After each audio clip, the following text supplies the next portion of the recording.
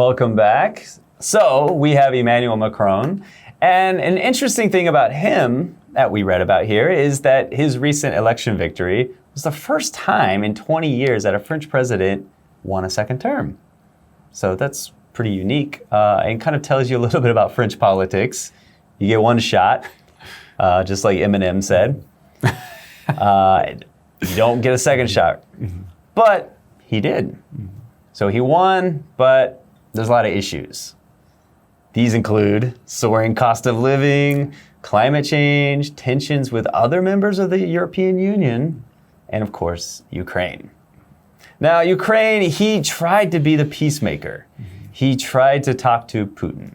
He tried to be the guy that was the voice of reason, but it didn't really get anywhere.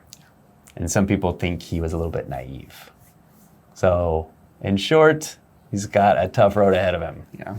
And what do you think that tough road might look like, in your opinion? I don't know. I mean, I'm sure they can remove him, right? Yeah, there's probably a process of that. I think look for riots. We got riot season starting in France in the summer. So we'll probably have some burning cars, throwing rocks. Shouldn't they burn cars in winter?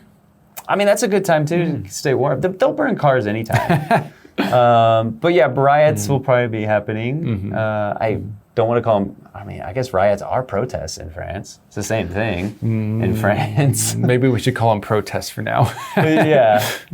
For French have a special way of doing that. Yeah. But I think there's going to be some things like that we're going to see. And I don't know what he's going to do about Ukraine. I think maybe he's going to realize that Putin cannot be reasoned with. It seems like France is kind of upping their game and sending weapons these days. They sent some good long-range weapons recently. So maybe he's kind of abandoned that idea.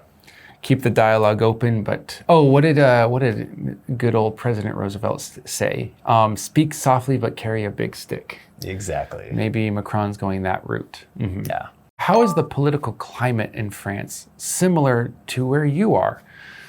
How is it different? I don't know. America, I feel like we don't know how to protest. We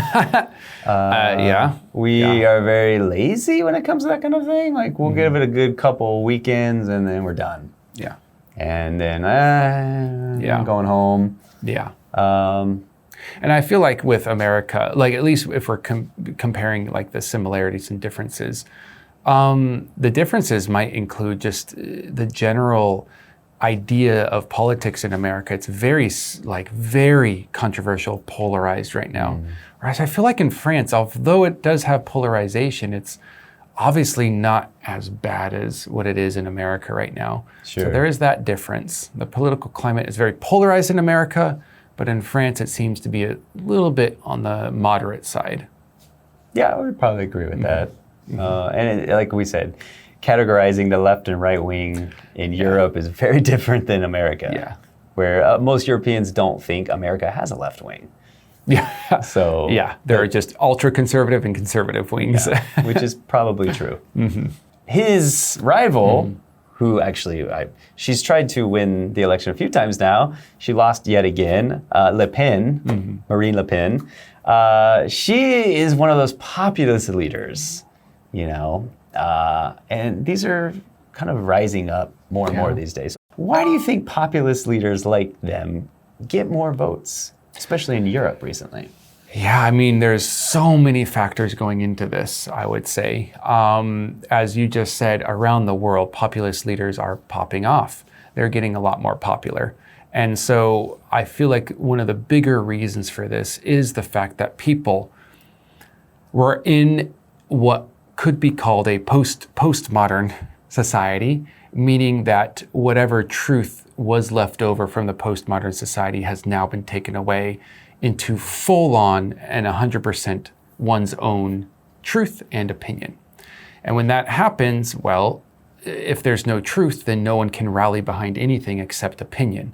And because of that, populist leaders are becoming a little bit more on the side of, who's being voted for, because people, I agree with him, I agree with her, and I will vote for them because I agree with them. I think that's where it comes from. And it's really easy to be a populist leader because all you got to do is say things. You don't actually have to deliver those things. Yeah. So that's easy. Just get popular opinion on your side before the election. Sure. And once you're in, buddy. you don't got to do anything. You're set. So it's a little bit easier. Thanks for joining us today. Why don't you guys take a look at the vocab, and we will see you next time. Bye.